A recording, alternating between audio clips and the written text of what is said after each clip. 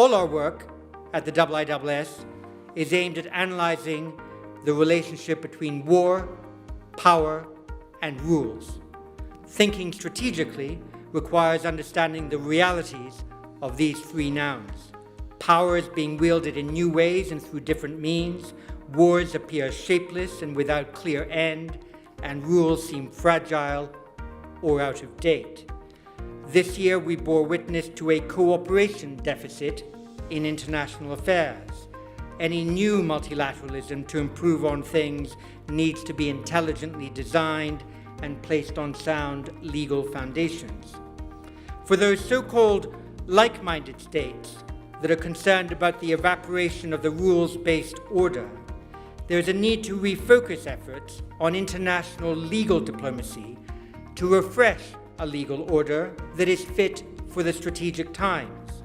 It is truly an honor to open the 16th Manama Dialogue, my first time speaking to this distinguished audience. This forum's ongoing success speaks enormous volumes about your institute's reach and the powerful role that Bahrain plays in advancing peace and prosperity around the world.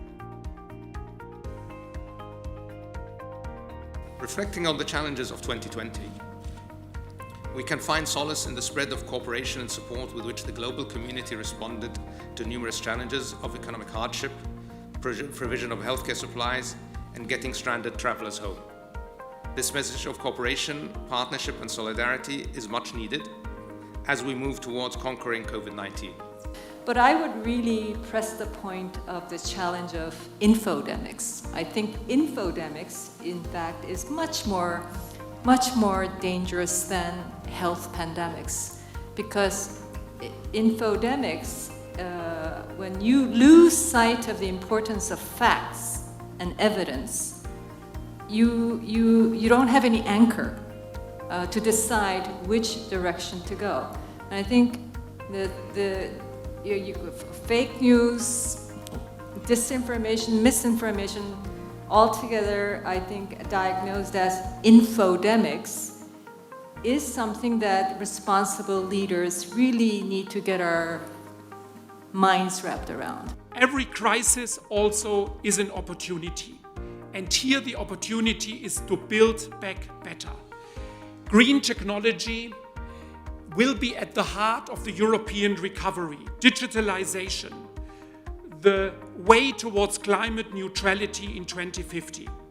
And let me add, we want to make really good use of the incoming new US administration under President Biden, because we see with this new US administration an opportunity to strengthen global governance. There are no easy solutions to the problems that impact all of us. But we have seen what we can achieve when we work together. That's why Canada favors a multilateral approach to problem solving. We firmly believe that close collaboration is vital to achieving our peace and security objectives. We believe in upholding the rules-based international order, and we will always promote universal human rights and equality for all peoples regardless of their background.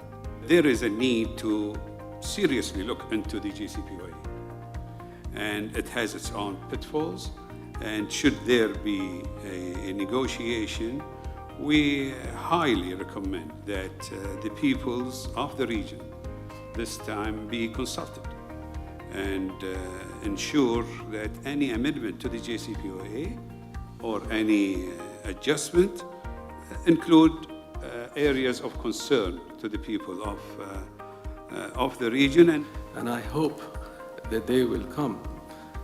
And one of the future dialogues that are organized here, we will also see present not only people who agree with me and agree with us, we all agree about all the various questions and answers, but we also see maybe bring people with whom we disagree, bring them into the tent, and let's have a dialogue. Let's have a really serious dialogue with everybody, because ultimately we want to reach an understanding. We want to reach resolutions peacefully and through engagement, and by being inclusive and not exclude any party.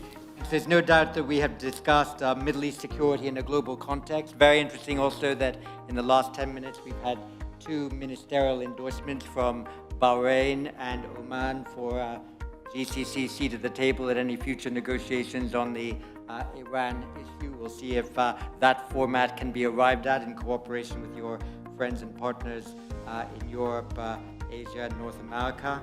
It is clear to me we need to do things differently. Our experience over decades tells us that a focus on security without a focus on human dimension of conflict is in fact no security at all.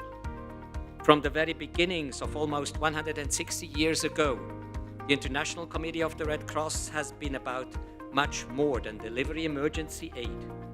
Humanitarian assistance is necessary to help people survive, but not enough to break the vicious cycle of violence. Changing belligerents' behavior to prevent further violence and violations of norms and to bring normality back to societies is essential. This is not wishful thinking.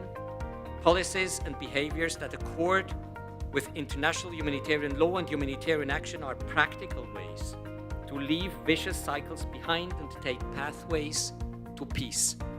Civilian populations must not become the hostage of political and security disagreements.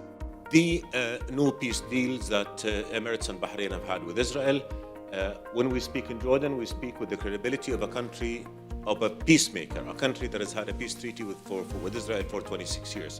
And we're often asked, what are your views? And we say what we believe is right. It is going to depend on what Israel does next. If Israel sees those treaties as an incentive to go forward towards resolving the core conflict, which is the Palestinian-Israeli conflict, then this will be a great leverage. And in addition with the Jordanian, Egyptian, Israeli, Bahraini peace treaties, would be able to move forward towards producing the comprehensive just peace that is a necessity for all of us in the region. If it does not, then the conflict is not going to go away. But the Iraqi government is determined to fulfill its responsibilities and abide by its task to impose the prestige of the state and the rule of law and complete the requirements for holding free and fair election next year, hastening the return of the displaced to their areas from which they fled, responding to the popular demands expressed by the demonstrations, as well as avoiding Iraq from being an arena for conflicts or platform for attacks on neighboring countries. Today, after 20 years, we have a government that is responsible to its people. We have a military that is starting to become more and more independent.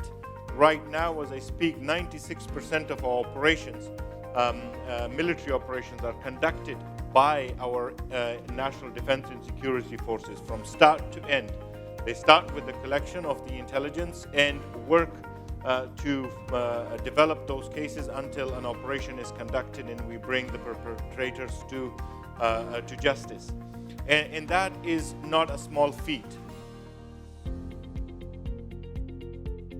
The GCC strongly believes in the principles of international law and the adherence to the UN Charter, seeking to have a region free from nuclear weapons and weapons of mass destruction. Regrettably, the Islamic Republic of Iran is still violating the UNSC resolutions, particularly Iran Nuclear Deal 2015, and still destabilizing the region with a view to achieve its political goals.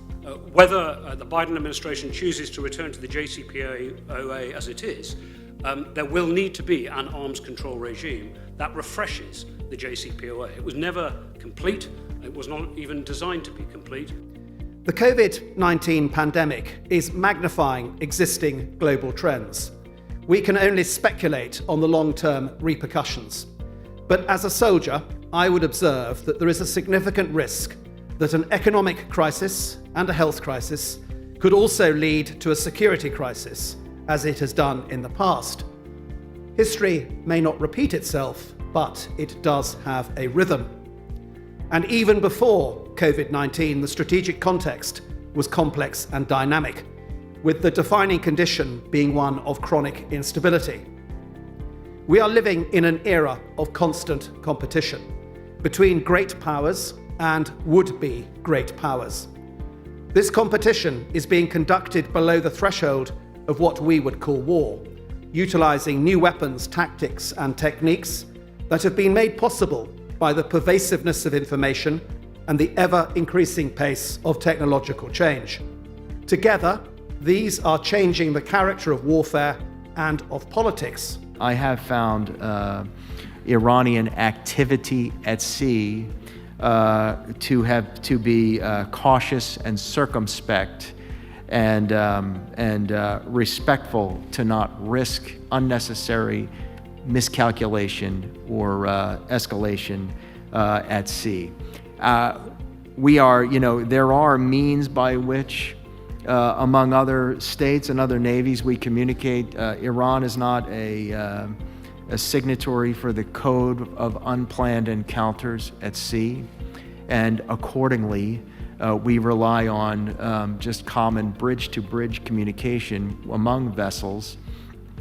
And my dictum to my ships and to those ships under my command is for flawlessly professional, unemotional, and disinterested communication.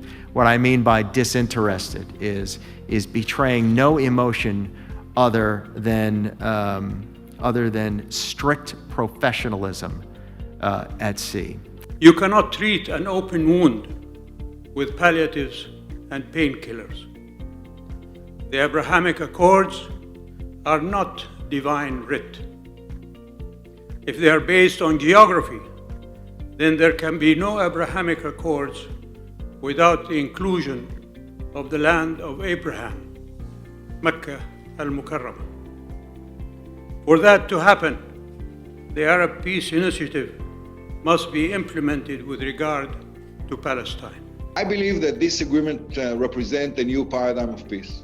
They symbolize the choice of a better future over the past, of agreement and consensus over disagreement, and a hope of a promise over despair. These agreements are not just pieces of paper, they are changing the reality on the ground. The new cooperation with Israel is not reactive to any threat, nor targeted against any country. Instead, it is a proactive move intended to help consolidate security, stability, and prosperity for the entire Middle East, its countries and peoples. Of course, the ideal ultimate goal would be to evolve from this a regional security architecture that takes in all states of the Middle East, similar to other security cooperation blocs elsewhere in the world. But being realistic, we will have to start by building individual, bilateral, and multilateral partnerships which prove their value over time, and which then encourage other states to engage. When the IISS established this dialogue in 2004, we always had the ambition that it would be an inclusive dialogue. And it was always our approach to ensure that we would widen the number of like-minded states and bring the unlike-minded together to see if they might be able to find a way forward together. And this 16th IISS Manama Dialogue has been, I think, an inclusive dialogue, and we as the IISS are delighted to have played our part in it.